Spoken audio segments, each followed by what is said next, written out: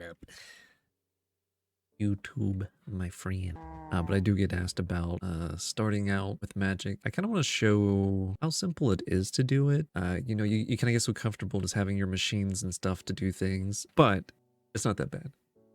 So I'm going to kind of show here just a basic setup, getting Drygmies going. This is kind of a little example of what the Drygmies can do. I have some animals here on a farm, and you can see they're kind of doing their little happy dance. They'll dance around, and every so often they'll collect the drops of these animals without actually killing them. And the drops will get put into the hinge, and the hinge will deposit them into an inventory that it's touching. And I have a little storage controller with some drawers, just kind of show the things that it's been generating, the different little drops from just a pig, a cow, and a sheep. No, there's no sheep in here. You can do this with passive mobs and with hostile mobs and get a lot of really great results. And this goes on forever, right? Like as long as you're generating source, which is super easy to automate, you're just gonna be getting mob drops forever.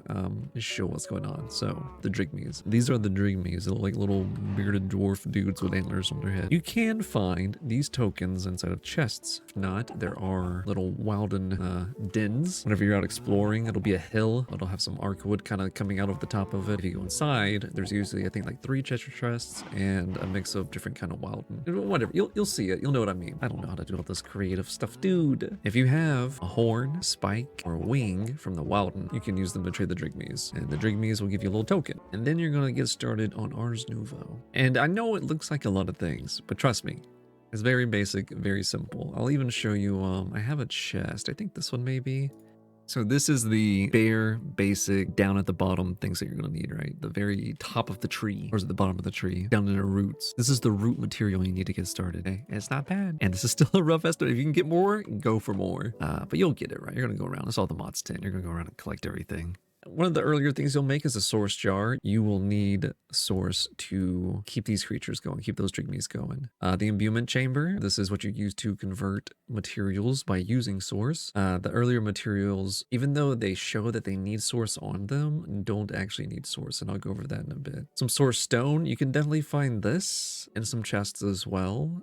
It's super cheap to make though. It only takes us 1 source gem, 8 stone, and you'll make 8. You're gonna want to make these pedestals, and these pedestals can be put back into the crafting table to make arcane platforms, and these go around the imbuement chamber and also around the little arcane, the enchanting apparatus. Now, whenever you set up your imbuement chamber and you want to start making your source gems, and you have some lapis to throw in there or some amethyst, either one, I would say go ahead and set this up immediately, because without generating source, you can make the source gems and the essences, but it's a lot slower, and I'll demonstrate that. A very easy way to do it is to set it up so that whatever you have pulling out of the imbuement chamber cannot fit unless it is exactly what is inside of that inventory, right? So I have a drawer, and I have this little puller upgrade here to kind of show you. If you open it, then right click, it pulled down the source gem. And since the source gem is the only thing that can fit in here now, the lapis will sit here until it becomes a source gem, and then it'll get pulled down and it'll keep going, right? Just do a little simple setup like this. If you don't filter where it can go into, it'll just suck out the ingredient that's in there. So this is made from a little bit of wood and a chest. Puller upgrade is just a hopper, another drawer, redstone, and any kind of stone. Super cheap. You just gotta right click it and set it rolling from here into here. So you can see the crafting progress there, how slow it is. But throw some source nearby. It'll use that source and start going faster. Look at that. So go ahead and get that started. Get your source gems coming in. I'd say make like 8 of these to start. You can move them around if you're kind of short. Before you make the enchanting apparatus, you've got to make this little arcane core. You'll put the enchanting apparatus on top of the arcane core, and then around it, you'll put your pedestals or your platforms. And then last but not least, I have the ritual brazier. The ritual brazier. A source gem block, which is 4 source gems, the pedestal, a little bit of gold, and you've got this. Now, early game source. Probably the easiest way to do it is to find some source berries out in the wild. If you go through the trouble of making the star bunkles will farm source berries automatically. You're going to need yourself a Dominion wand to control your starbuncle. I have my enchanting apparatus here and the arcane core down below, as we can see here for the Dominion wand. The recipes on JEI will show you a little page like this. It does not matter the order of the source gems. The pedestals just have to be within 3 blocks of the enchanting apparatus, and it'll see them. And then what's in the center will be what you click on the enchanting apparatus with. So if I right click the stick in here, it'll do a little fancy spinny thing. Boop. Look at that, Dominion Wand. Wow. And that would be the same thing you would do to make the Starbuncle charm. I was like, I want to make a short, sweet, cute little video. Out in the wild, they'll look like this, the little Starbuncles. Throw him a little gold nugget. He'll be very happy about it. He'll take it, dance, or whatever he's doing. And tokens. We got tokens. And we'll go 1, 2, 3, 4. We'll right click our token in here. And there we go. It'll make our charm. I will right click him over here so he hangs out. And what he will do is he will automatically harvest these as long as he has somewhere to store them. So I'm going to go ahead and grab some myself, throw them in here. The little Dominion wand that we made earlier, when you're doing your little automated creatures, such as the Starbuncle, he has a store location and a take location. If we want him to store something in this box, he is the start and this is the finish. You right click, it'll store the entity. Then you right click. Some things you have to shift right click like chests and stuff or you'll just end up opening them. You'll see it'll say Starbuncle will store items here. So as you can see, he's going around, he's picking them up, harvesting them, and then storing them in here. As far as I know, this is the only crop that they will auto-harvest. We need the agronomic source link will generate source from crops that are growing around it. It has a very large range. But since he is harvesting the fruit will regrow, and as the fruit regrows, the source link will start pulling the source, nature magics that are going on, and store them in a jar that's nearby. I think it can reach 3 blocks out around it as well, so you can have a couple of them over here and it'll fill them up as it goes. Just set this up and your boys will start getting you some source berries. The source berries you'll need for like making mana potions and doing some other things. So it's not, get those together, get them generating source, have this nearby, have it ready to go. Now, another early game setup that I enjoy a lot. If you kill your little dudes and you need to move them, it's fine. They always drop their token. Here is one of my favorite setups. Very easy setup. Use the Gistar Wolf things, hoe, from at least blaze gold and above. Make the soil into the Gistar thing soil. It'll automatically harvest the crop since it's being harvested. The berry will fall on the ground. The mycelial source link can eat the berry that falls on the ground. Mycelial source link, agronomic source link. This one's able to auto eat. This one's able to make source from things growing around it. And it's just like a little tiny loop like this. Okay, cool setup. Thank you. I agree. I showed you all how to use the enchanting apparatus. Remember, the arcane core has to be down underneath it. If you do everything right and then you right click it and then nothing happens, either A, you do need source for the recipe, or B, you might have forgot your arcane core. Don't forget the arcane core. Can you tell that I've forgotten the arcane core before? Don't forget the arcane core because you're gonna go crazy like me. So now that you know how to use the enchanting apparatus and you went and you got your Drygmy token, set your required material for the Drygmy token out onto pedestals around it. Right click it here. You can see that it doesn't have to be in any order or arrangement. It just has to be within 3 blocks of the enchanting apparatus. I get my boy. That's pretty cool. Now, what did I have over here? This is where the fun begins. So if you're setting up a passive mob farm, you don't have to worry about this because you can put the passive mob farm in a cage. Unless you want it to look cool, you can't put them in here. So if you want to put your animals in jars anyways, the animals do keep their functionality. So if you put a sheep down in a jar over grass, you can shear it and it'll eat the grass and then grow its wool back. It's pretty cool. Chickens will still shoot out eggs every once in a while into the world, and you can milk cows.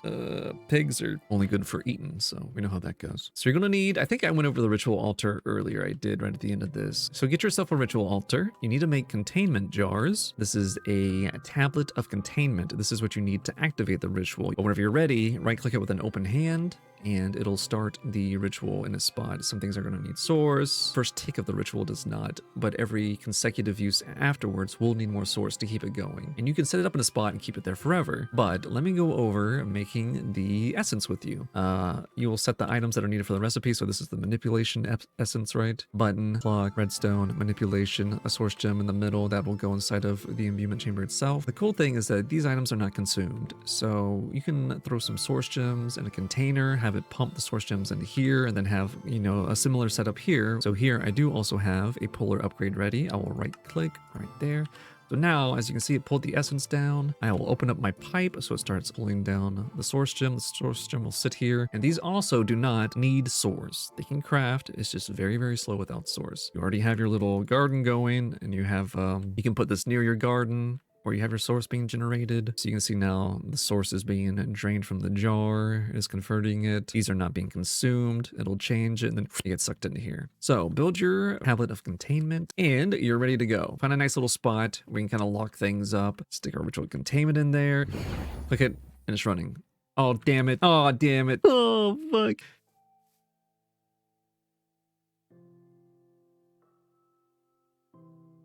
These will pick up everything and anything, and it'll be frustrating. So one thing I do recommend is at least go far enough to get your first spell book, and you want to unlock the scroll for Dispel, so you can make a Dispel spell. I'm not going to go through all that because that's a whole nother bag of beans, but whenever you have your spell book and you have your spell unlocked, you can make a projectile or a touch spell using Dispel to get things out of the jars. So I would recommend, if you do accidentally capture some things, have a spell book ready. If you need to get them out, item, I think you can just shift right click, sneak right click with an open hand.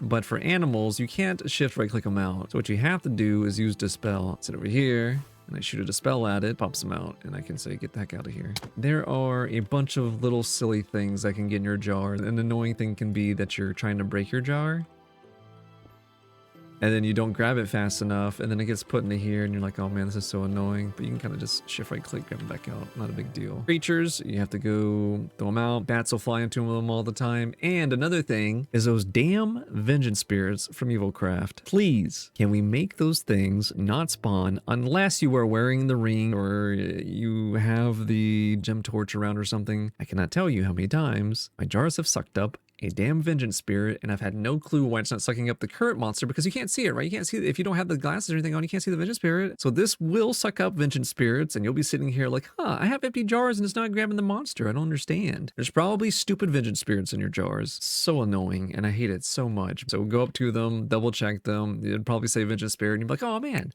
the dang spoon guy was right. Where were we? We have our ritual of containment started. It's running. We have some source nearby so that we can continue using this. Now we just need some monsters, and it's super simple. You just bring them over and you slap them down and it'll shuck them up.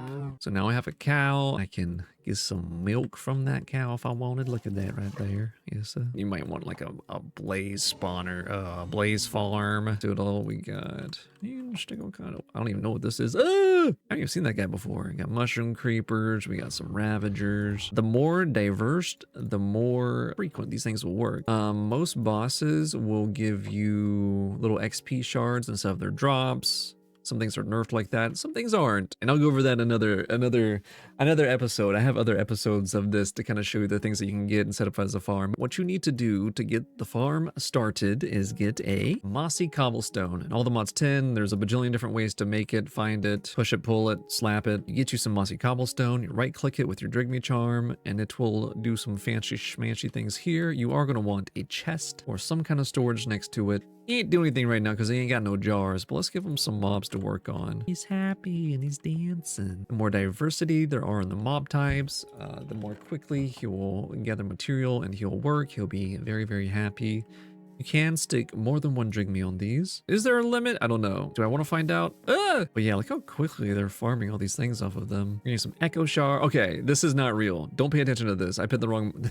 I put the possessed one in there, didn't I? The possessed warden. The possessed warden will give you some echo shards, and there are possessed mobs from occultism that you can use to get some special drops out of here. You can get you can get a ton of really cool things this way, and it just keeps going for free forever. Automating this is super easy. It doesn't take energy, it doesn't take power. You just need a big enough space to store it, and that's kind of why I always go with the storage drawers. Upgrade them, slap a void upgrade on the end of them, and you're set, right? You're golden. Or you can dump it in your ME system if you're one of those kind of heathens. If you do this and you're like, man, all right, I have too many of these, I don't want any more. You break that, it kills all of them, and it will give you all your tokens back, so you don't have to worry about that. I do have some suggestions for a super early game. If you're trying to capture monsters, we have plenty of options. Just Dire Things has a creature catcher. It does take the blaze gold stuff. There are soul jars from Ender.io. Soul gem from occultism can also pick up things. Mob imprisonment tool, but that takes like plastic. So these kind of take a little bit of diving into their respective mods to get into, but this is the super cheap one. As long as you have something generating energy and you can charge your shrinking device, the personal shrinking device is pretty bussin'. All you need is that and some glass bottles. Let me grab some more. You don't have to shrink these little creatures all the way. In fact, they just have to have the shrink buff on them. Right click in the air, grow and or shrink. So even without changing the value here, if I right click a cow, it'll now have the value of that shrinkage that happened, I can right click it and grab it in the jar. If you really want to make them smaller, you can. It's just that they become kind of nearly impossible to catch. A glass bottle will become a shrink glass bottle with your creature inside of it. These are super cheap. Ender pearl, glass, stone button, and some iron. It does work on monsters. I'll right click them. Right click them with a jar. I now have a warden in a jar. Bring him back to my spot. Throw him in there. So yeah, this is probably the cheapest and quickest earlier game way of containing things that you can get is using this personal shrinking device here. If you have any questions, let me know. There are other creatures for automating things. I just showed you the Drygmies, as I have other things I want to show you with the Drygmies later. So I hope you all have fun. I hope this is educational in some way and it can help some people kind of see just really how minimal the requirement is. Like it looks like a lot of stuff. As you can see in the chest, this is just really a basic amount of things that you'd have to grab to get like your first Drygmy going. Hopefully this will help you get started, and I'll see you next time, okay? Big draft smooches, okay?